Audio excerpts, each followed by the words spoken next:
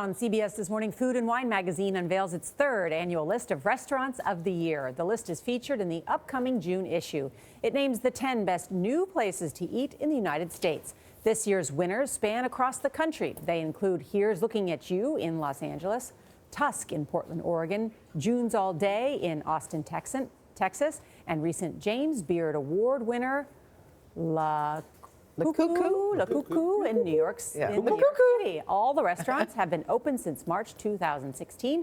Food and Wine magazine editor-in-chief Nilou Motamed is here. Good morning. Good morning. What an exciting list. And boy, the food looks absolutely delicious. I can't believe you have a copy of the issue. It looks beautiful. Absolutely. Tell us about the criteria for selecting these top restaurants. You know, we log a lot of miles. We went to 20 cities over 6 months to find these incredible 10 restaurants. And what we were looking for is a restaurant that is more than the sum of its parts. So a restaurant that has that je ne sais quoi, just to use a little more French, and that feels special. And what's amazing about these restaurants is that they've only been open for a year, but they already feel like an essential part of the fabric of their cities. They're fun, they're dynamic, they're a little bit more casual than what we've come to expect, and some of them are even open all day long. Let's talk about Turkey and the Wolf. I love the name of that. That's in New Orleans, where your person said he named it after taking just a few bites. The chef there says he likes to take fancy food and make it silly. So Mason Hereford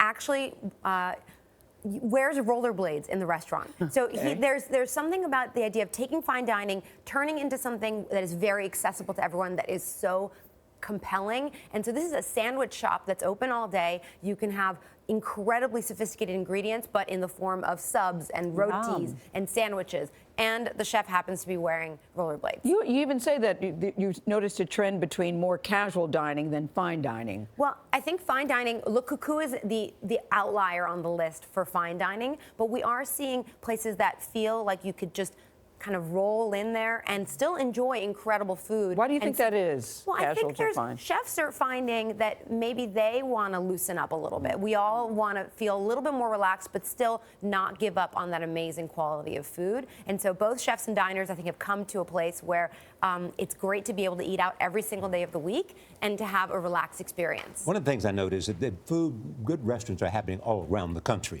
not just New York and California. It has never been a better time to eat than it is right now in America. I am not kidding. We are so excited. When we look at this list, this is the third annual Restaurants of the Year list. It is more compelling than ever. It's more difficult than ever to pick the 10, but that's why these really stood out. I think, many people don't realize, too, restaurants also give back a lot to the community, and you focus on one specifically in Philadelphia, the Rooster Soup Company. I'm obsessed with this restaurant. Michael Solomonov has a bunch of restaurants in Philadelphia. He, in fact, just won a James Beard Award a couple of days ago for his incredible restaurants. But Rooster Soup gives back 100% of their profits to a charity that they're affiliated with. What's amazing, it started as a Kickstarter, and and they do incredible work with actually using leftover food from other restaurants, i.e. They have a restaurant called Federal Donuts, and they use all of the, they do fried chicken and donuts, and all of the chicken backs and chicken necks they use for the soup at Rooster Soup. So they are literally, it's a zero waste situation. Let's go back to Le Cuckoo. Number one, I just like the name of that. What does that mean? It's a little bird. It's a little bird. Cuckoo. And what made that so great? Because I love fine dining. So Daniel Rose is a guy from Chicago who moved to Paris, opened 2 amazing restaurants in Paris. I know him well, yeah. He opened a restaurant called Spring in Paris, which was hugely successful in Paris. And Bourse de la Vie, which is another one, it's his follow-up. What makes the food so good? So what is amazing is he came to New York with the intention of bringing back French fine dining to downtown New York.